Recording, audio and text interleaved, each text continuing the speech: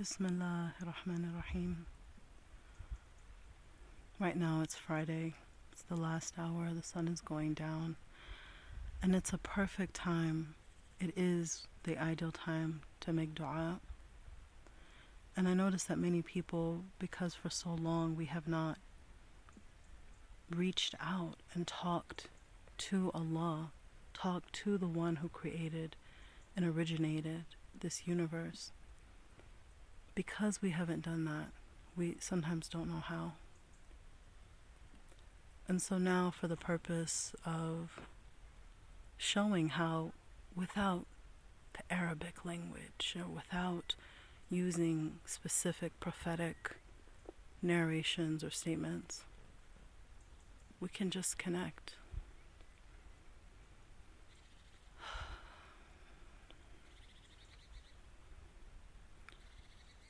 Ya Allah, thank you. Thank you for giving me life, for giving me breath, for giving me ability. Thank you for all of the awarenesses that I have been blessed to have that I know come from you. Thank you for allowing me to be in an environment where I can see your creation, where I can hear your creation, where I can hold your little creatures in my hand, the insects, where I can hold the lambs, and feel so blessed to breathe the fresh air that's not tainted by what man has brought forth, to drink clean water from the earth as it was meant to be, absorbed not with chlorine and fluoride, etc., etc. Oh Allah,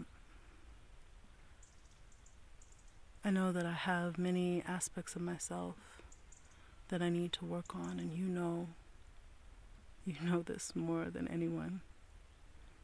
And yet with that, I am in awe. I am in awe of all that you have created. I am in awe of how much you want good for me, how much you want good for mankind. And so the very thing that they think is a prison, or the very thing that they look at as being restrictive, is the thing that they need the most, is the thing that we need the most.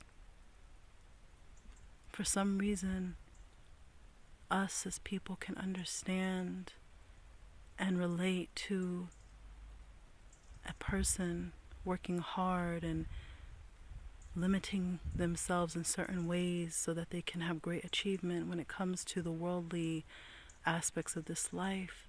But for some reason, when it comes to the aspects of the soul, we are heedless. And we look at guidance, and we look at aspects that tell us, stay away from this, don't go down that path, don't act in that manner, as a punishment, when in fact it's a liberation for our soul. And so open our hearts to that awareness, if that is good for us. Open our hearts to the understanding that can best serve us in purifying our souls and elevating our station with you.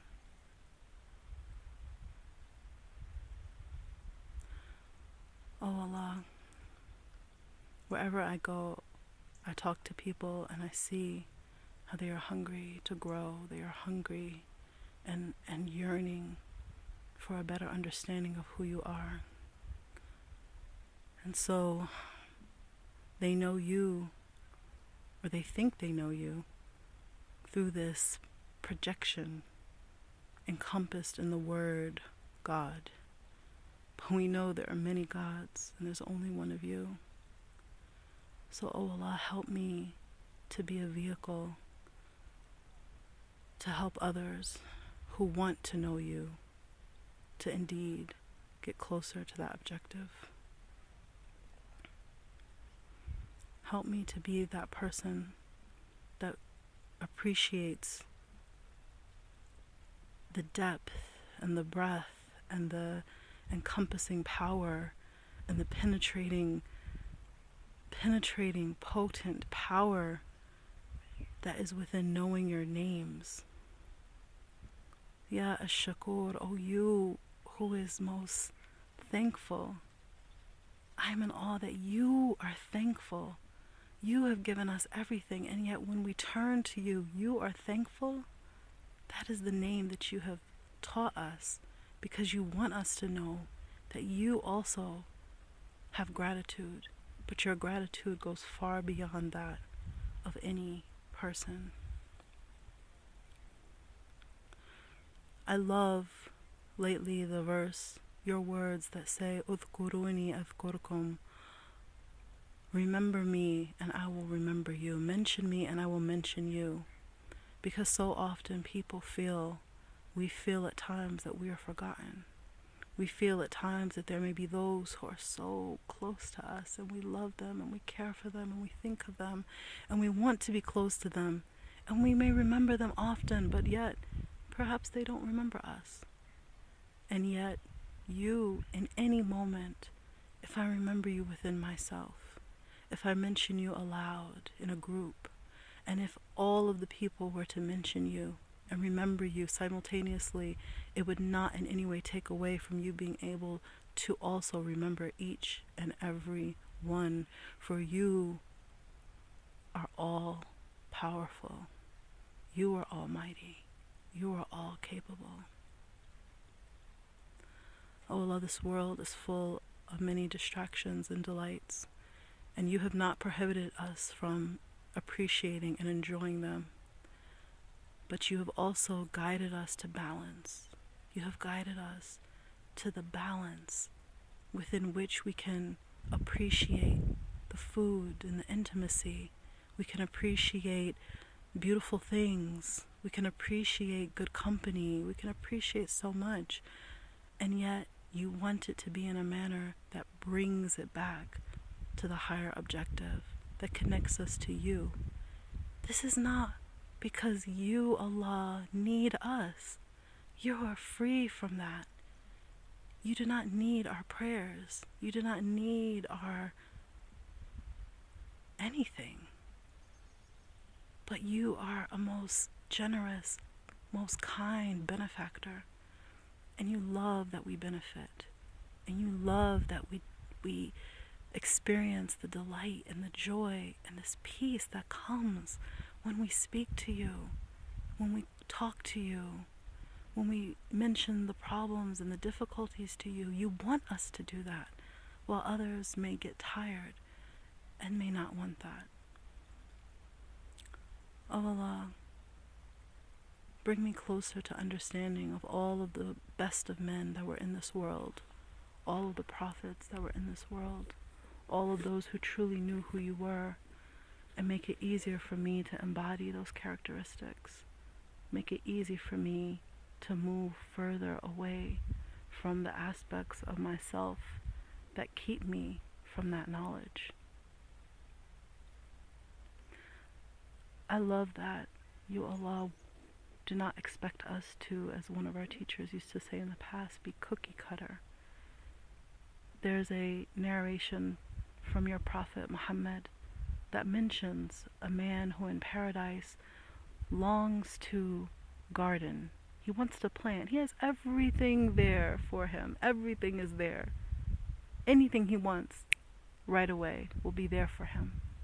But yet he longs to take seeds and put them in the earth and watch things grow.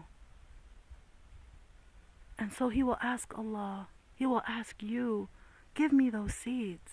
Give me seeds, please, so that I may grow something. And Allah will say, do you not have everything? And he will say, yes, Allah. He will say yes to you, but he will still want to do that because that is from his nature. That was something that he loved in this life, and it was such a part of him that even when he's in your paradise, he will still continue to want that. And so this indicates to me that you recognize the individual. Each of us is individual, and yet our individuality can in some way be turned into worship. as opposed to something that causes us to deny our own soul and deny our own purpose for existing. Oh Allah, guide me, continue to guide me on your straight path. Make me of those who are from the Sabiqun. Wa sallallahu ala Sayyidina Muhammad. And peace and blessings be upon all of your prophets and all of your messengers and all of those who want to know you.